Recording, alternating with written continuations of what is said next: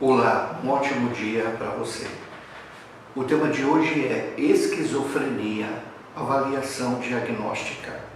A esquizofrenia é uma síndrome que só é diagnosticada observando-se suas experiências, características e sinais de comportamentos manifestos. A esquizofrenia ocorre com igual frequência entre homens e mulheres, mas os homens eles apresentam um aparecimento mais precoce. O pico de incidência da doença está entre idades de 15 a 24 anos nos homens e algo mais tarde para as mulheres. Essa doença também tem uma disposição genética familiar. Para quem não tem o índice genético, o desenvolvimento da doença ela é menor.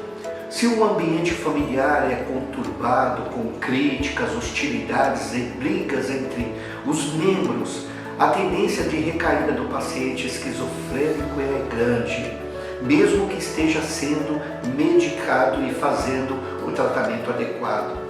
A taxa de recaída pode diminuir se o paciente reduz seu contato com o tal ambiente familiar. Na avaliação da personalidade, antes da pessoa exibir a esquizofrenia, os pacientes são descritos como retraídos, tímidos, excêntricos, supersticiosos ou abertamente submissos. Nos fatores biológicos em pacientes de esquizofrenia pode ser constatado várias alterações morfológica, imunológica, enzimática e farmacológica. Ou seja, o alargamento dos ventrículos cerebrais correlaciona-se com maior prejuízo cognitivo, com presença de sintomas negativos como a apatia, a resistência relativa ao tratamento farmacológico e a anedonia, que é a perda da capacidade de sentir prazer próprio dos estados gravemente depressivos. Já no caso dos aspectos clínicos, a esquizofrenia é caracterizada clinicamente por sintomas em todas as áreas de funcionamento do psicológico, incluindo conteúdos e processos do pensamento, ou seja, fala, percepções, comportamento, afeto e funcionamento do próprio ego, além de alucinações, delírios auditivos, de perda de controle ou de estar sendo controlado. Meus amados, no caso do conteúdo dos pensamentos, os sintomas mais comuns, eles envolvem delírios.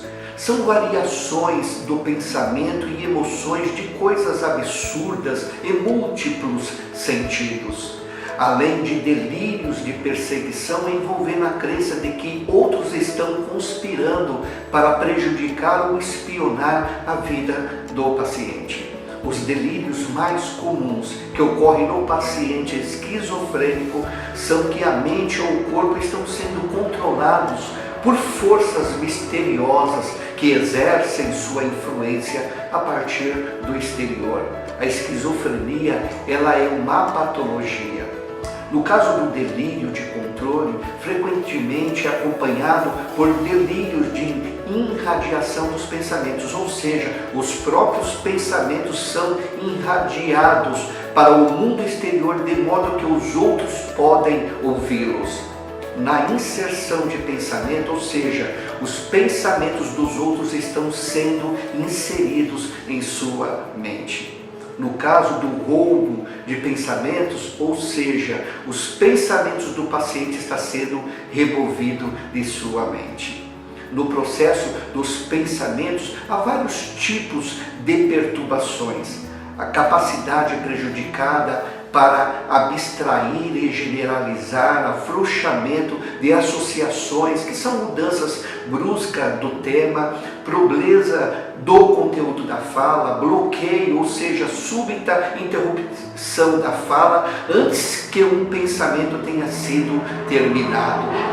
No comportamento verbal, o comportamento verbal frequentemente é bizarro, com conteúdo simbólico e estranheza intrigante e simultaneamente concreto, ou seja, a fala é mais para a autoexpressão do que para a comunicação com o outro. Nos casos das alucinações, que são percepções sensoriais ou de experiências perceptivas sem estímulos externos, estas perturbações perceptivas são tolas e anormais. As alucinações ocorrem em todas as percepções sensoriais, sendo que no caso das alucinações táteis ou olfativas e gustativas, as manifestações são com menos intensidade. Já na percepção auditiva, são experimentadas com vozes vindo de fora e podem ser familiares ou estranhos. Podem expressar sentimentos, escutar vozes quando lê em silêncio ou ouvir as palavras que estão sendo lidas, faladas em alta voz. Sem contar as ilusões que são percepções alteradas de estímulos reais. O afeto do paciente pode ser qualitativo ou quantitativo, expressando de maneira perturbadora. Apresenta também afeto engotado ou achatado, redução severa de emoções expressada, pois a voz fica monótona e o rosto permanece imóvel, sinal da esquizofrenia crônica. A esquizofrenia também apresenta vários aspectos e funções assintomáticos. E para tratamento é necessário investigar cada aspecto e função de toda a estrutura e dinâmica cerebral, pois o diagnóstico diferencial dos distúrbios esquizofrênicos e outros distúrbios psicóticos é essencial por causa das implicações para os resultados e tratamento.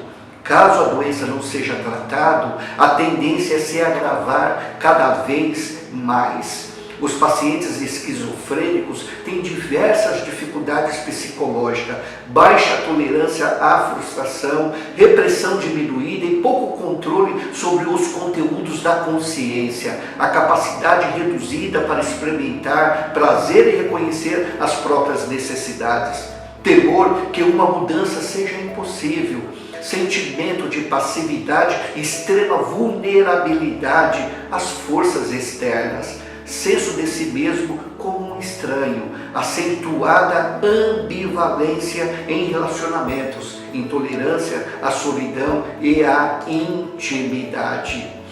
Percepções aguçadas e hipersensibilidade ao ambiente e às interações sociais associadas a percepções perturbadoras. É fundamental no processo de tratamento ingressar o paciente em tarefas sociais como parte de direcionamento ao tratamento terapêutico. Quanto mais a família ter conhecimento sobre a doença, mais útil será a promoção da saúde psíquica do paciente.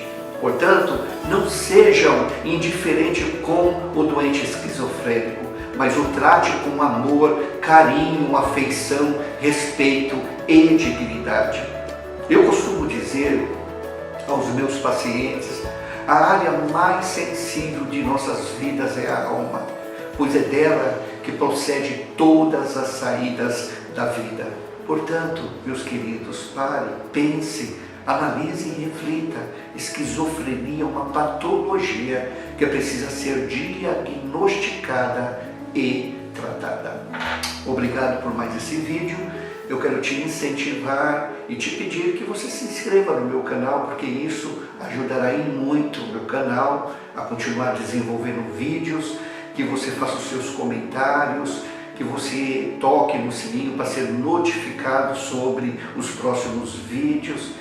E eu quero desejar para você sucesso e muitas realizações. Um beijo e até o próximo vídeo.